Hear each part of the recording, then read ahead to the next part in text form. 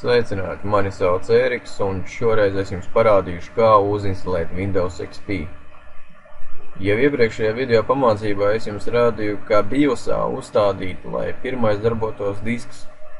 Un tātad, kad mēs to esam izdarījuši, tad šo te disku liekam iekšā mūsu datorā un restartējam to. Restartējot datoru, būs melns ekrāns un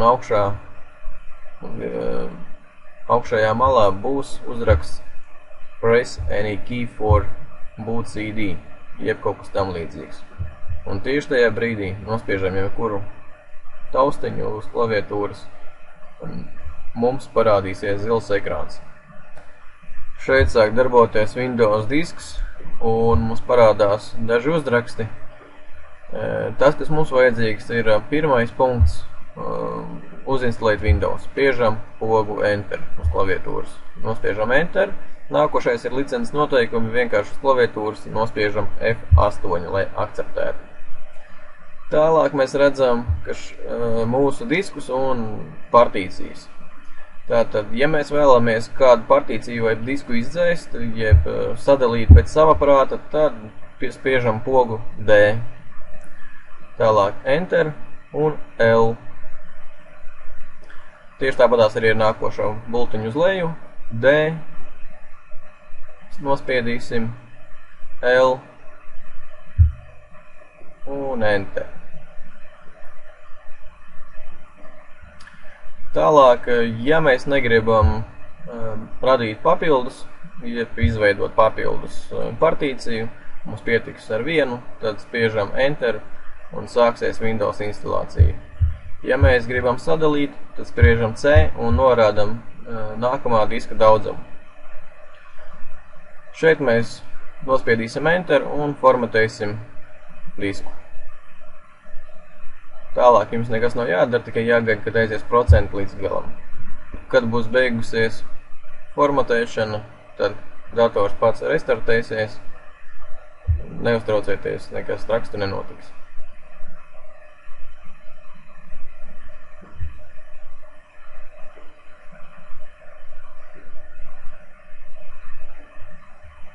Un tagad, kad ir restartējies dators, mums uzreiz parādās Windows XP ikona ar ielādes logu. Nākošais arī vairs nav nekas tik sarežģīts. Principā viņš pats visu šeit darīs. Mums tik vajadzēs dažās vietās norādīt kaut kādas savas personīgās opcijas. Šeit viņš darīs visu principā pats, instalēsies virsū, tik reizēm pie kaut kādām noteiktām opcijām tiks izmest papildus lodziņš, kā šajā gadījumā par reģionālām valodām un valodu opcijām. Ja negribat neko mainīt, droši varat nospiest Next, bet ja gribat kaut ko personalizēt, ja izveidot pa savām, tad nospiediet uz pirmā Customize un norādiet valodu. To valodu, kur jūs norādīsiet, tā arī paliks uz pēc tam visu laiku. Kaut gan vēlāk jūs varēsiet droši to mainīt. Zemāk pie Details jūs varat uzstādīt klaviatūras valodu, varat gan pielikt klāt, cik gribat, un noņemt nost. Spiežam Next. Nākošais mums ir Name. Ierakstam droši savu vārdu, jeb nickname un organizāciju. Tam īstas lielas nozīmes nav, tā kā varat ierakstīt droši, principā, jebko.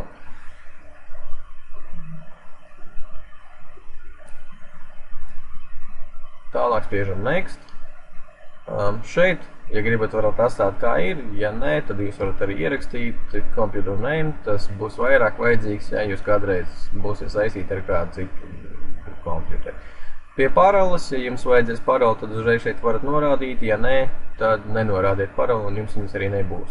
Tālāk spiežam Next. Šeit mēs redzam laiku un datumu iestatījums. Iestatām laiku. Šādi te.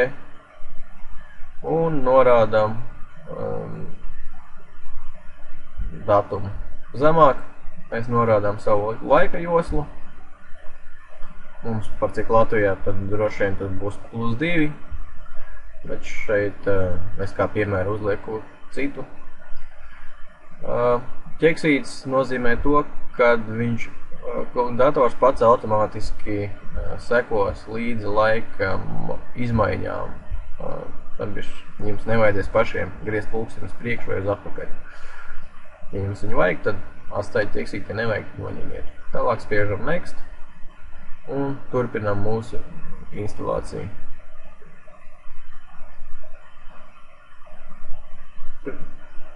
Principā šeit nekā sarežģīta nav. Jums tikai atliek sēdēt ērti krēslā un skatīties uz procesu, kā tas notiek. Un reti pa retam pamainīt šādas tādas opcijas.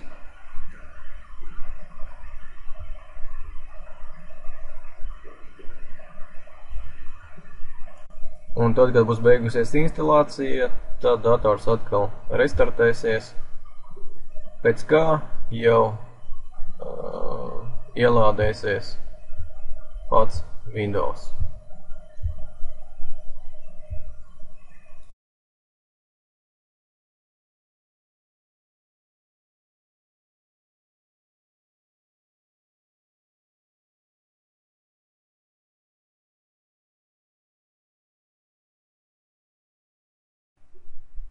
Pirmajā reizē pēc instalācijas jums uzreiz uz ekrāna tiks izmests neliels lodziņš ar jautājumu, vai jūs apmierina izšķirtspēja.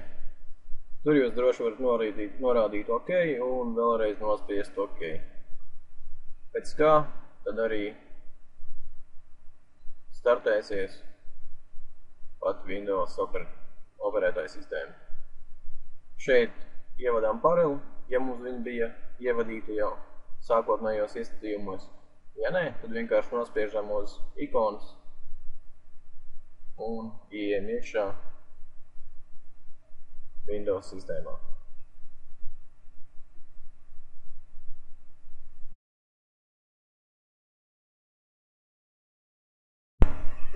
Tas šajā reizē arī viss. Paldies par uzmanību. Ja ir kādi jautājumi, droši varat to jautāt sadaļā jautājumi. Paldies!